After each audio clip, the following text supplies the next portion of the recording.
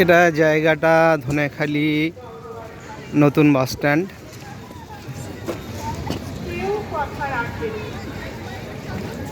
মেলা হচ্ছে দেখুন।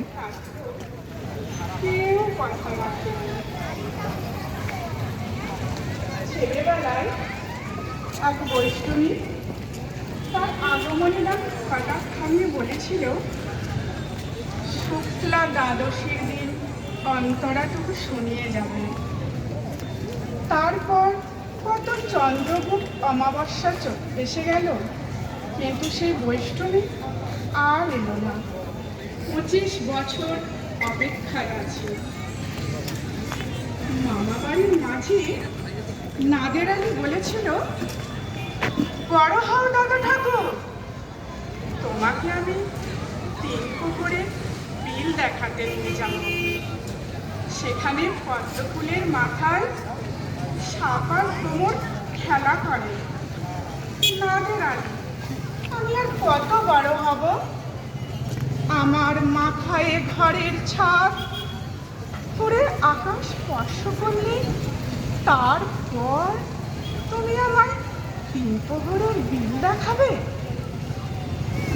একটা রয়্যাল গুলি কিনতে পারিনি কখনো। লাঠি লজেন্স দেখিয়ে দেখিয়ে চুষেছে লস্কর বাড়ির ছেলেরা। ভিখারির মতো চৌধুরীদের গেটে দাঁড়িয়ে দেখেছি ভেতরে রাস উৎসব।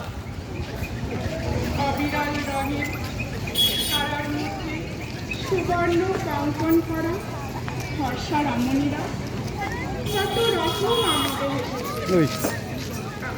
হাই করে দে। তারা ফিরেও চায়। তুই কি করবি? বলো কি করবো? বলেছিলেন, দেখি একদিন আমরা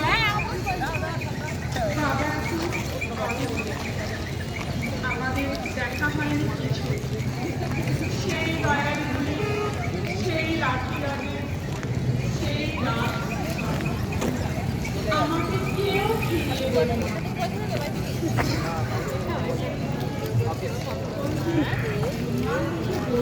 দূর দূর দূর দূর।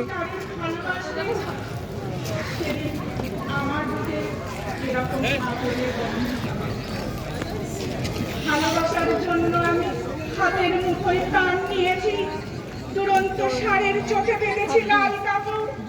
বিশ্ব সংসার তন্ন তন্ন করে খুঁজে এনেছি 108টা নীল পদ্ম। তবু কথা রাখেনি বন্যা। এখন তার বুকে শুধুই মাংসের গন্ধ।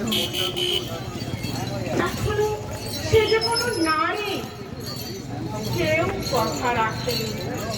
33 বছর কাটিয়েও কেউ কথা রাখেনি।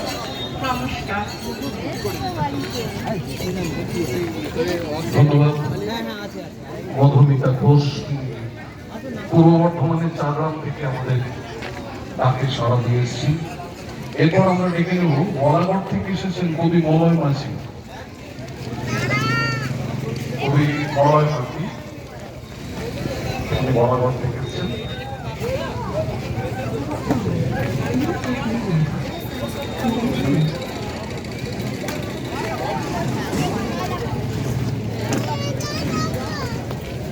কি দোকান?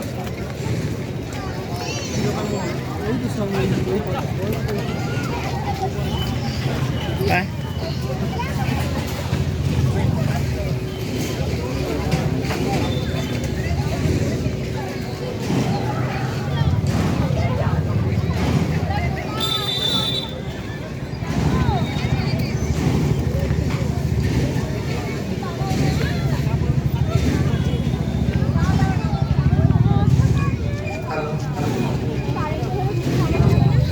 সকলকে আমার আন্তরিক শুভেচ্ছা ভালোবাসা জানাই।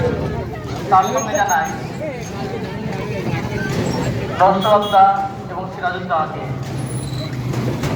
আর সকল বইমেলার সদস্যদের আমার প্রণাম ও ভালোবাসা। আমার সামনে এবং পিছনে যে সকল গুণীজন উপস্থিত আছেন তাদেরও আমার ভালোবাসা জানাই। আমি সাধারণত সমাজের শেষ প্রান্তের মানুষ যেগুলো খেটে খায় ঘাম ঝরিয়ে, তাদের নিয়ে আমি কবিতা আজকে যে ভিডিওটা দেখালাম বা দেখাচ্ছি সেটা ধনিয়াখালীর নতুন বাস স্ট্যান্ডে বইমেলা উৎসব চলছে। সেই উৎসবের কয়েকটি মুহূর্ত। যেখানে কোনো ডাকলিও ছিল না।